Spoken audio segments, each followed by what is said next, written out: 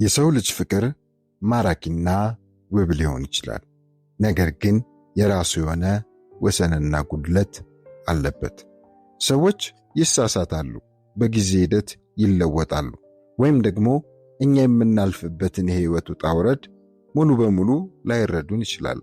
የቱንም ያህል መልካም ፍላጎት ቢኖረንም ፍጹም የሆነ ፍቅርን መስጠት ከሰው ልጅ አቅም በላይ ነው። ይህ የሰው ልጅ እውነታ ነው። በሌላ በኩል ግን የእግዚአብሔር ፍቅር በቅዱስ መጽሐፍ ውስጥ የማይለወጥ ታማኝ እና በምሕረት የተሞላ ተደርጎ ተገልጿል። እርሱ በሁኔታዎች ወይም በሕይወት መገለባበጥ ላይ አይመሰረትም። የእግዚአብሔር ማንነት መቼም አይለወጥም። ፊታቸው ወደ እሱ ለሚያዞሩ ሁሉ ምሕረቱ ለዘላለም ነው። እግዚአብሔር ስለ ሕይወታችን እያንዳንዱ ዝርዝር ነገር ያውቃል። ደስታችንን፣ ትግላችንን፣ ጥርጣሬያችንን እና በውስጣችን ደብቀን የያዝናቸውን ስቃዮች በሙሉ ያውቃል።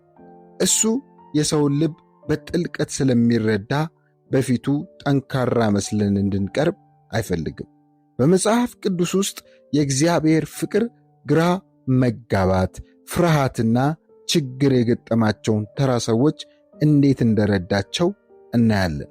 በእነዚህ ታሪኮች ውስጥ የጌታ ታማኝነትና ምሕረቱ በጊዜ ሂደት እንደማይለወጥ ማረጋገጫ ሆኖልናል። የእግዚአብሔር ፍቅር መረዳታችንን፣ ሰዎችን የምናይበትን መንገድ ጭምር ይለውጣል።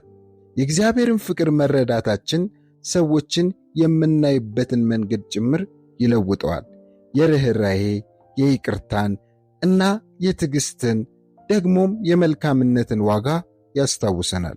ልባችን የአባትን ፍቅር ሲያስተውል ያንኑ ፍቅር በዕለት ተዕለት ሕይወት ማንጸባረቅ እንማራለን። የክርስቲያኖች ተስፋ ጽኑ መሠረት የሚኖረው በእግዚአብሔር ማንነት ላይ ሲሆን ነው። ሁኔታዎች ቢቀያየሩም እንኳ የእሱ ፍቅር ጸንቶ ይኖራል።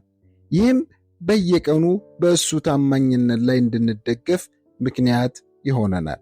መጽሐፍ ቅዱስ በሮሜ ምዕራፍ 5 ቁጥር 8 ላይ ሲናገር እንደዚህ ይላል፣ ነገር ግን ገና ኃጢአተኞች ሳለን ክርስቶስ ስለኛ ሞቷልና። እግዚአብሔር ለኛ ያለውን የራሱን ፍቅር ያሳያል። የእግዚአብሔር ፍቅር በመጽሐፍ ቅዱስ ውስጥ የተገለጠው የታላቅ ጸጋ፣ ምሕረት እና ታማኝነት ትልቅ ማረጋገጫ ነው። ስለተመለከታችሁን እናመሰግናለን። በቪዲዮ እንደተደሰታችሁ ተስፋ አድርጋለሁ። ከተመቻችሁ ቪዲዮውን ላይክ ማድረግ፣ ለቻናሉ አዲስ ከሆናችሁ ደግሞ ሰብስክራይብ በማድረግ ቤተሰብ እንድትሆኑ በአክብሮት እጠይቃለሁ።